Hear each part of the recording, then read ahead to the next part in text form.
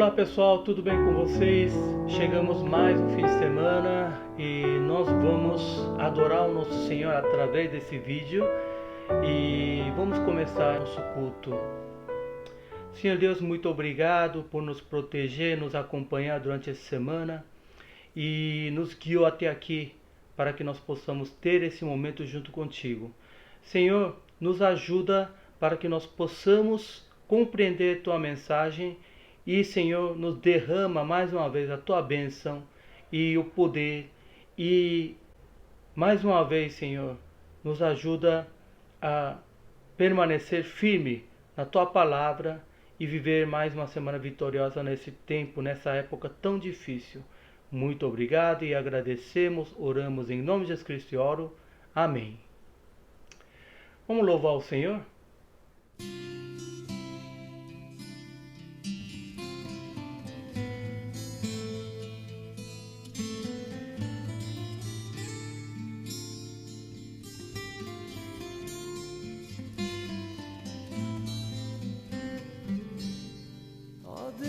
Tu és o meu Deus forte, a minha fortaleza, minha alma tem sede de ti, Senhor, com júbilo nos lábios, te louvo, ó meu Rei, debaixo de tuas asas encontro abrigo.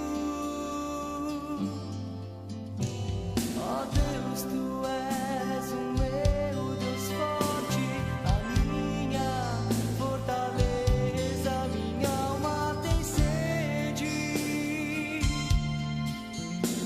de ti, Senhor,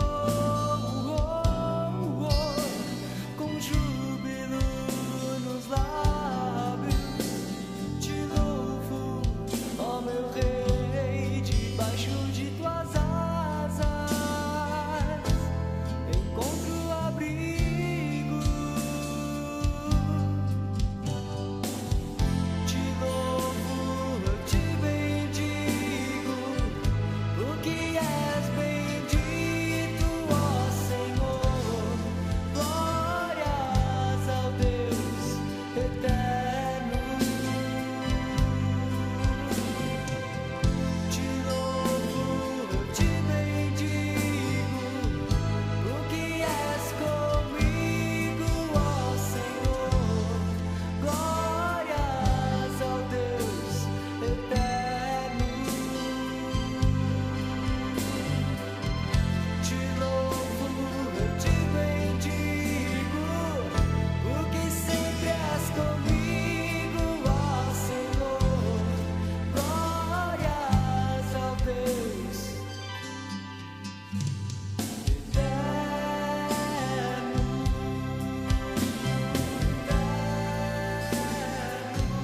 ao Deus eterno.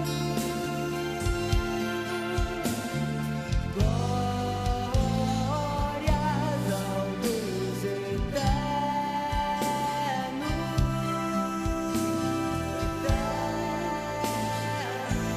ao Deus eterno.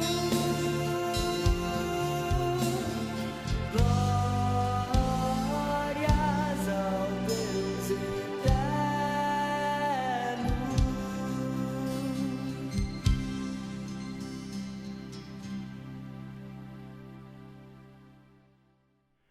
Ok, vamos ver a palavra de Deus de hoje. Hoje é Êxodo, capítulo 7, 1 a 7. Vamos ler juntos. O Senhor lhe respondeu: Dou-lhe a minha autoridade perante o faraó, e seu irmão Arã será seu porta-voz. Você falará tudo o que eu lhe ordenar, e o seu irmão Arã dirá ao faraó que deixe os israelitas saírem do país. Eu, porém, farei o coração do faraó resistir, embora multiplique meus sinais e maravilhas no Egito.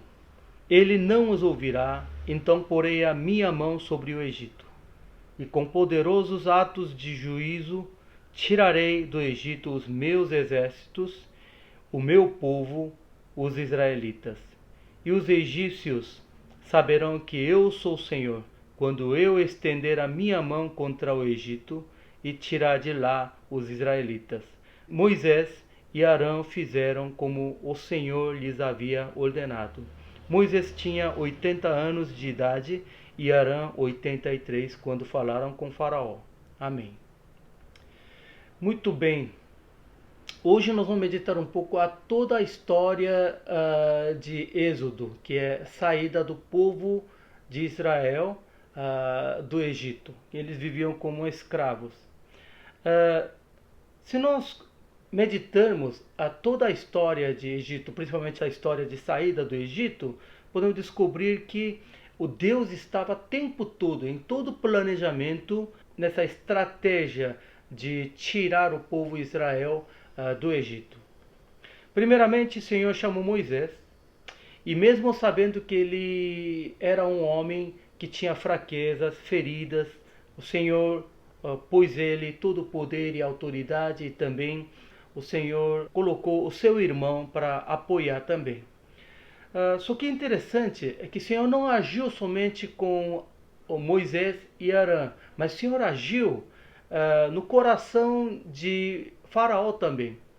Interessante é que o Senhor fez com que o Moisés e Arão falasse para o Faraó para libertar seu povo, mas aqui hoje, no contexto, está escrito de que o Senhor iria endurecer o coração do Faraó para resistir e não deixar o povo sair do Egito. Isso é muito interessante. Então nós podemos ver que toda a história, toda a saída, toda essa estratégia foi planejado pelo Senhor, e o Senhor era centro de todo esse acontecimento. Bom, para a gente entrar nessa meditação, antes nós vamos jogar umas questões. Podemos questionar alguns assuntos. Primeiro, por que será que o Senhor escolheu Moisés? Por que não Arão? Porque Arão já era um homem preparado e Moisés parece que ele era um homem fraco e não tinha uma convicção das coisas. Então, por que será que o Senhor não chamou ele em vez de chamar Arão?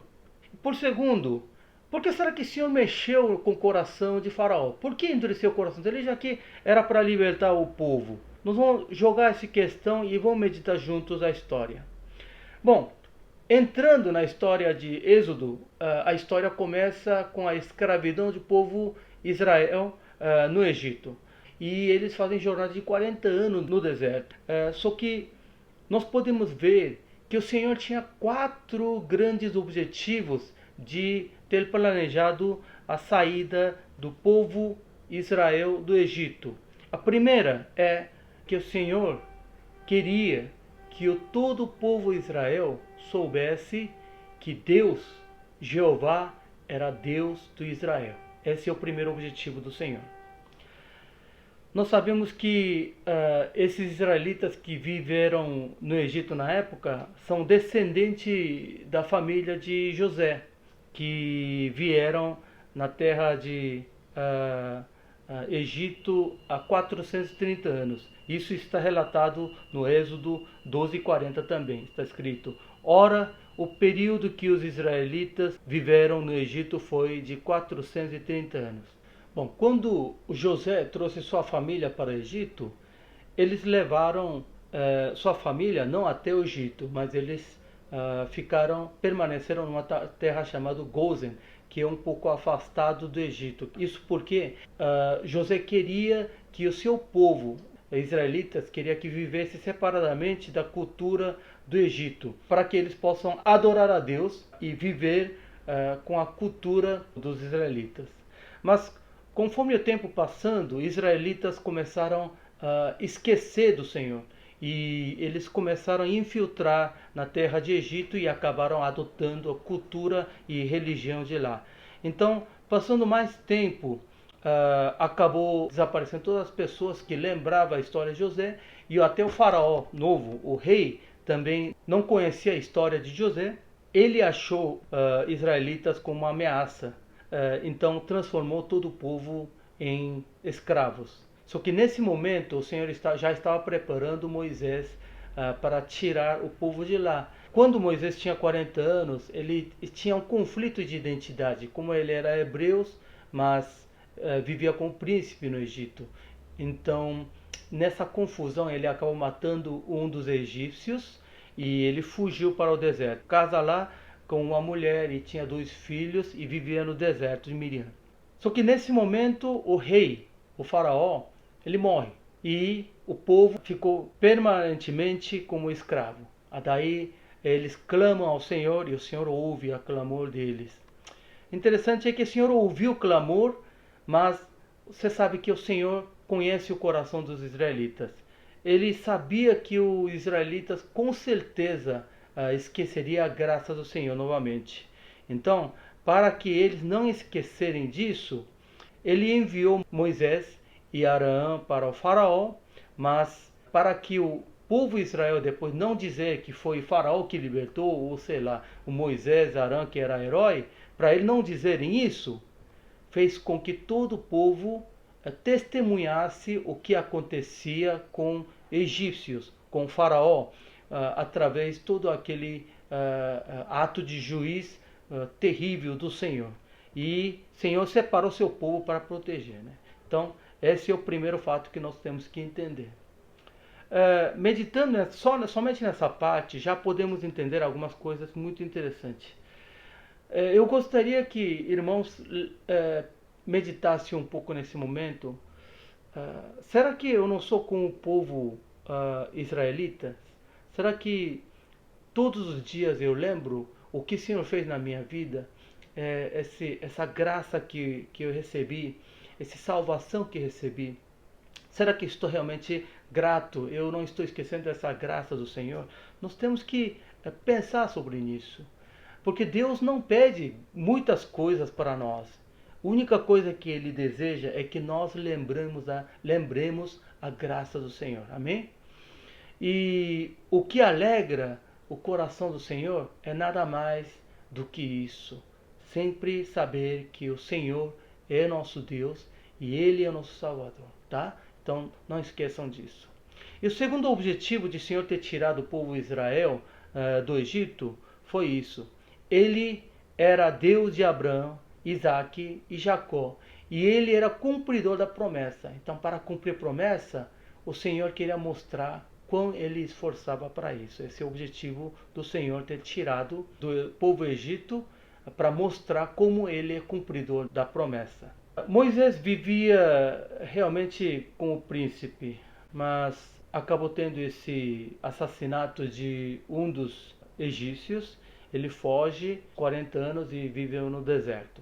Para Moisés, com certeza tinha uma ferida sobre Egito. Ele deve ter um medo e preocupação sobre aquela terra. Com certeza para ele não seria fácil voltar naquela terra. Só que nesse momento o Senhor chama ele. E o Senhor faz todo o esforço para convencer ele. Olha o que Deus fez. Para chamar Moisés, ele apareceu como sarça ardente e depois explica quem ele é. Mas mesmo assim Moisés ficou com dúvida, então conforta ele. Mas mesmo assim ele ficou com medo, então transforma o cajado dele em serpente e até mostra a mão dele sendo curada pela lepra. E também quando ele fica com dúvidas sobre sua capacitação, Deus permite que o seu irmão acompanhasse nessa jornada. Interessante, o Senhor faz todo o esforço para que o Moisés pudesse cumprir a ordem do Senhor. Como eu já falei, se o Senhor tivesse chamado o Arão para esta missão, olha, ele já havia crescido com identidade de hebreus e ele viveu como escravo entre os hebreus e conhecia bem a história de Egito e ele realmente era talentoso e falava bem. E pelo jeito, na história nós podemos ver, convenceram os líderes dos hebreus e também representou o Moisés ao faraó. Ele realmente tem muita sabedoria também, tem muita liderança.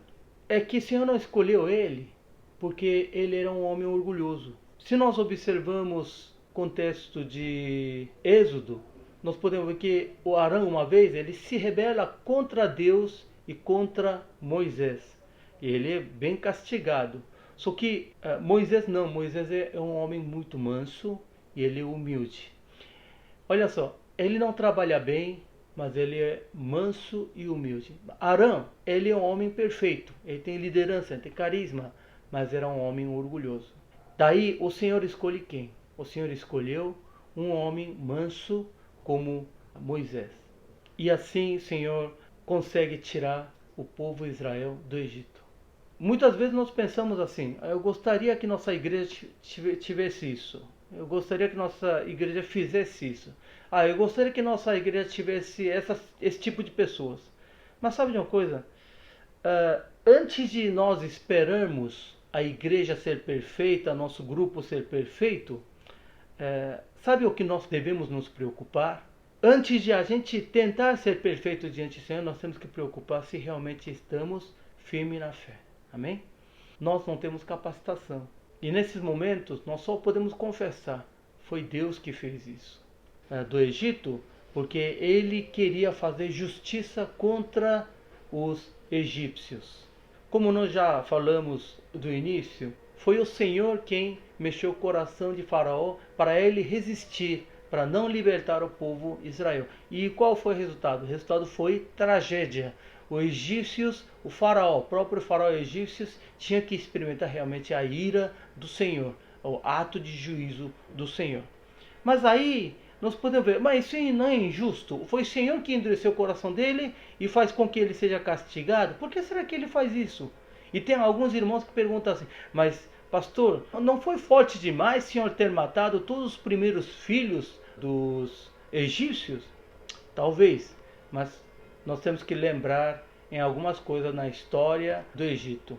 Voltando um pouco para o Gênesis, antes da história de Êxodo, podemos ver que naquela época em que José interpretou o sonho do faraó, através dessa interpretação, o Senhor mostrou que durante 7 anos teria fartura, mas 7 anos teria a seca. Se o Senhor não tivesse mostrado essa realidade através do José, não tivesse revelado isso, os egípcios, talvez o Egito hoje não existiria, porque eles seriam também destruídos por esses 7 anos de fome que naquela época ninguém conseguiria resistir. O povo do Egito, eles foram salvos também. Na verdade, eles não apenas se salvaram, mas eles prosperaram também. E sabendo disso, ver que eles transformaram os hebreus em seus escravos, isso realmente é absurdo. E tem mais. Entrando mais uma vez para a história de Êxodo, nós devemos lembrar como Moisés se tornou Moisés. Você sabe que Moisés foi abandonado pela sua mãe, né? Porque o faraó tinha mandado matar todos os meninos que nascerem, por medo de os hebreus o povo ficar mais forte do que os egípcios. Isso não é absurdo? Graças a Deus Moisés está vivo. Mas imagina quantas crianças têm sido sacrificadas nesse ato horrível de Faraó. Já pensou sobre isso? E ainda depois transformaram eles em escravos. Imagina a vida de escravo. Nós não podemos nem imaginar. Só que nós podemos imaginar um pouquinho só. Porque quando o Moisés e Arão foram falar com Faraó ficou bravo. Aí fez com que o povo de Israel sofresse mais no seu trabalho. Só observando esse ato de Faraó, nós podemos ver qual era realmente o nível social da época dos escravos, né, dos israelitas no Egito. Realmente é o mais baixo escalão da sociedade, que eles sofriam mesmo pelo governo. Então essa era a realidade. Então Deus fez a justiça com eles. Deus fez a justiça ao Egito, que esqueceram a graça do Senhor, e também fizeram justiça contra egípcios, os que fizeram de hebreus aos escravos, e também fez a justiça aos que mataram os meninos, os bebês meninos que nasceram, tá? matando os seus primeiros filhos. Tá? Então, isso foi justiça do Senhor, não foi uma crueldade. Eu gostaria que vocês lembrassem dessa parte. Nós temos que crer que o nosso Senhor é o Senhor que faz a justiça. O Senhor faz a justiça para aquele povo que faz mal, que persegue o povo do Senhor. Às vezes ele levanta os nossos inimigos para nos endireitar também. Mas após isso, o Senhor sempre castiga o inimigo pelo que eles fizeram. Nós não podemos ler aqui todo esse texto, mas no Ezequiel capítulo 25, 1 a 17, fala sobre moabitas e filisteus e etc. Irão receber o julgamento do Senhor. Então, sabendo disso, nós cristãos não precisamos lutar para fazer justiça contra algumas perseguições, porque o Senhor é nossa justiça. O Senhor fará a justiça. E o que nós precisamos fazer é continuar agindo em amor, levar o Evangelho. Essa é a nossa missão, não mais do que isso. Agora, para finalizar, o quarto objetivo do Senhor ter tirado o povo de Israel, esse talvez é mais importante, é que ele queria receber a adoração do seu povo. O Senhor libertou seu povo porque ele queria realmente ser adorado pelo seu próprio povo. Queria que ele desfrutasse uma vida abundante, relacionando com o nosso Deus, que eles possam praticar a palavra de Deus, que eles possam ver a glória do Senhor na vida de cada um deles. E ele fala sobre isso em várias partes nesses capítulos. No Êxodo 7,16 já inicia, né? Deixe ir o meu povo para prestar-me o culto no deserto. 8,1 Deixe o meu povo ir para que me preste culto. 8,20 mesma coisa. 9,1 Deixe o meu povo ir para me preste culto. 9,13 mesma coisa. 10,3 Deixe ir o meu povo para que preste o culto. O Senhor fala claramente que o que ele deseja é o povo Israel prestar culto ao nosso Senhor. Esse é o desejo do Senhor, receber culto através de nós. E capítulo final de Êxodo é realmente isso. Eles conseguem realmente construir todo o tabernáculo e preparar todo o culto conforme a instrução do Senhor. E eles adoram, e o que acontece? O Senhor aparece em grande glória como nuvem.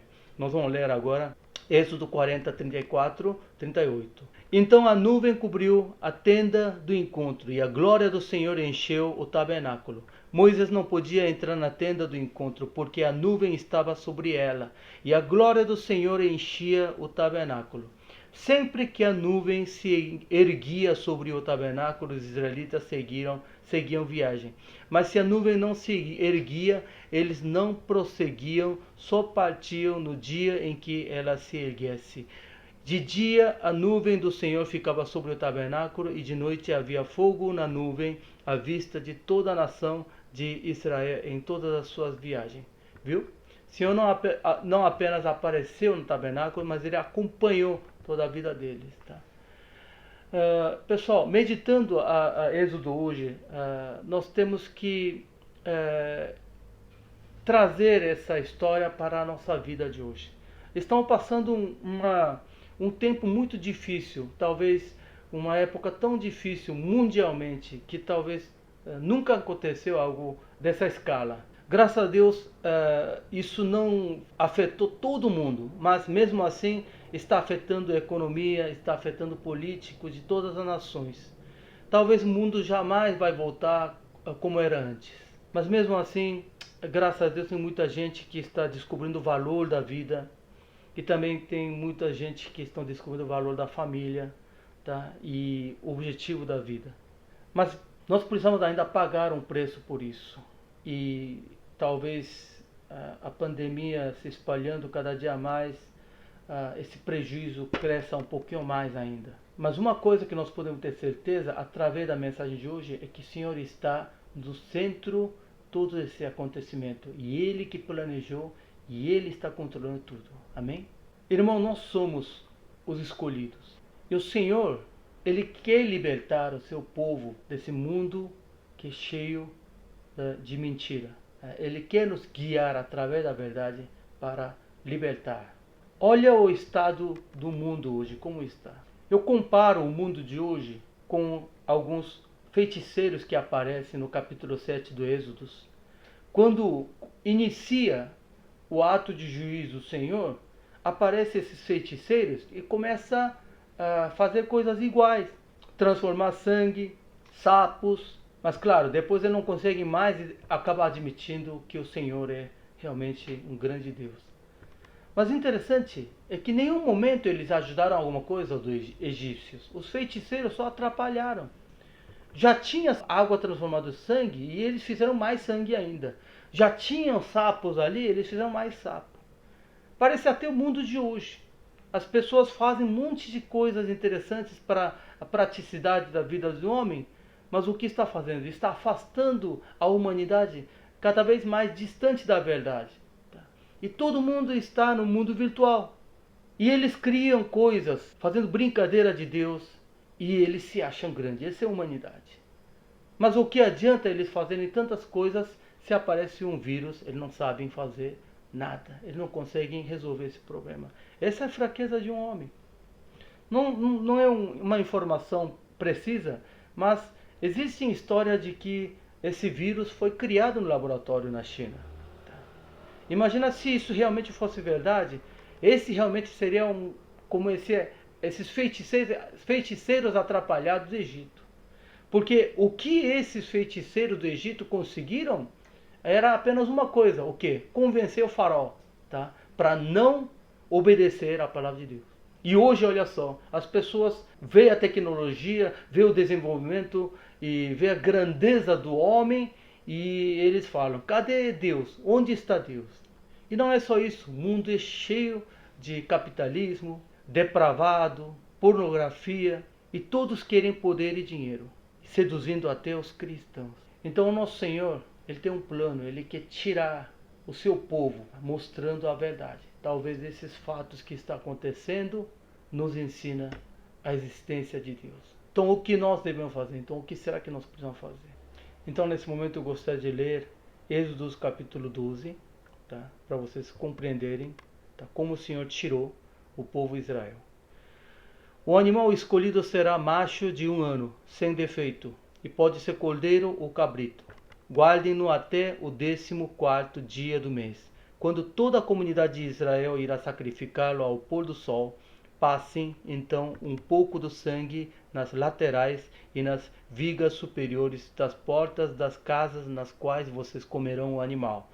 Naquela mesma noite comerão a carne assada no fogo, juntamente com ervas amargas e pão sem fermento.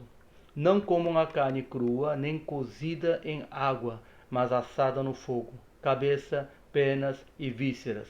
Não deixem sobrar nada até pela manhã. Caso isso aconteça, queimem o que restar. Ao comerem, estejam prontos para sair, como no lugar.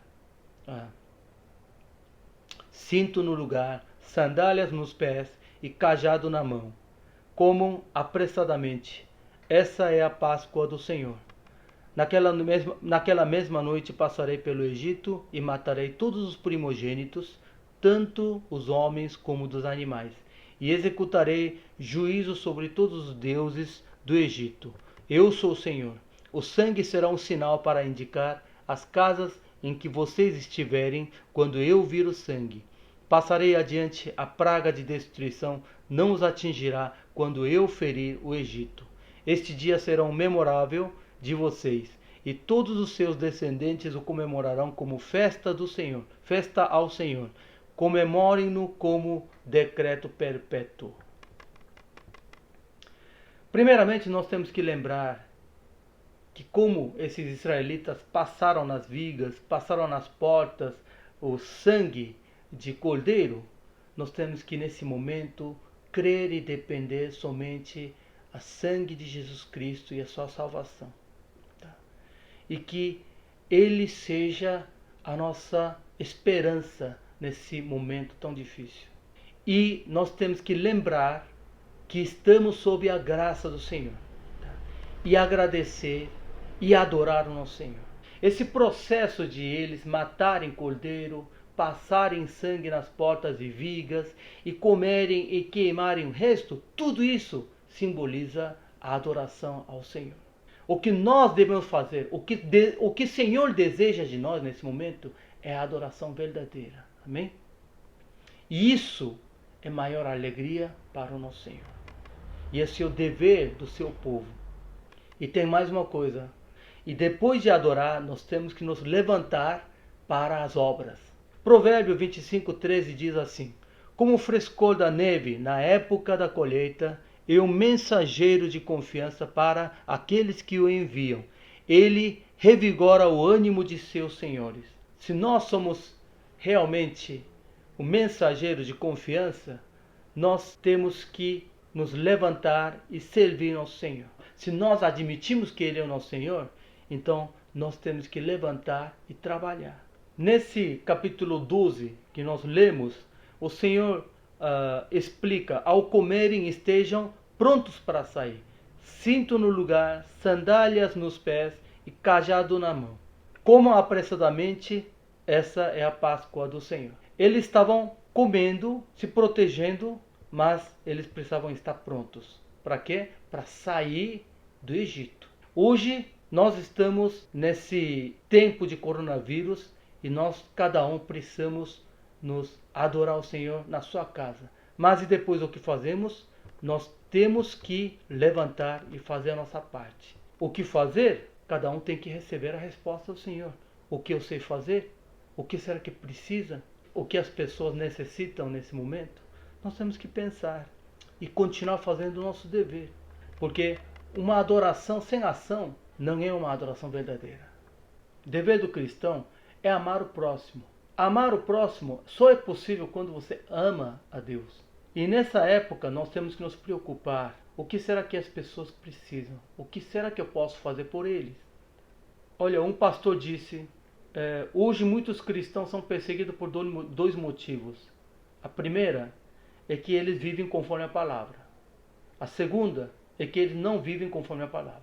Importante hoje para nós é nos observar se realmente a nossa adoração é verdadeira diante do Senhor. E segundo, se estamos fazendo o nosso dever como cristãos. Quando a vida de adoração, vida de obediência entrar em equilíbrio, sim, essa é vida de cristão saudável. Pessoal, vou encerrar. Eu também não imaginei que esse vírus afetaria tanto o mundo. E também não tinha dúvida de que o Senhor tiraria nós dessa pandemia. Mas por algum tempo fiquei com dúvida. O que o Senhor será que está planejando? Mas hoje, meditando essa mensagem, eu tenho certeza que o Senhor fará grandes obras. Porque naquela época também tinha dificuldade. Moisés e Arão, eles tinham dificuldade. Quando eles foram falar com o faraó, não apenas faraó virou as costas, mas também o seu povo virou as costas contra Moisés e faraó. Até parece a situação do Brasil hoje. Gostaria que o Senhor mostrasse seu poder, gostaria que o Senhor fizesse um grande milagre, resolvesse de uma vez, mas ele fez com que Moisés e Arão procurassem faraó mais de 10 vezes. E ele manifestou todas as vezes em milagres. E através disso, ele restaurou o povo e libertou e recuperou a fé e recebeu a adoração. Pessoal, eu tenho certeza que o Senhor está nos levando para o deserto. E Ele vai nos libertar. E eu tenho certeza que Ele tem plano. Então, antes de outras coisas, nós temos que continuar firme no Senhor. E nós precisamos continuar adorando o nosso Senhor e fazer nossa parte. Não tenha dúvida, tenha esperança no Senhor. Talvez você possa estar sendo prejudicado financeiramente por outra coisa. Talvez pode até piorar, perder realmente tudo. Mas lembre-se que o nosso Deus é Deus de Jó também. Para aqueles que são fiéis diante do Senhor, Ele restaura, Ele recompensa. Nunca esqueça disso. Então, não perca a fé, continuemos orando. Amém? E não esqueça, nesse domingo é dia de jejum e oração, todo o Brasil, nacionalmente. Tá? Vamos orar juntos pelo Brasil, vamos orar pelo presidente, vamos orar por tudo que está acontecendo no mundo em jejum e oração, ok? Amém? Então, vamos orar. Senhor Deus, muito obrigado. Estamos passando uma grande dificuldade esses dias, mas nós temos certeza de que o Senhor está no controle. Nós confiamos em Ti e nós queremos continuar adorando a Ti não ter dúvidas e queremos fazer nossa parte. Mostra, Senhor, revela, para que nós possamos lutar, nós possamos mostrar o amor de Deus e a tua glória para o mundo. Muito obrigado e agradecemos, oramos, em nome de Jesus Cristo eu oro. Amém.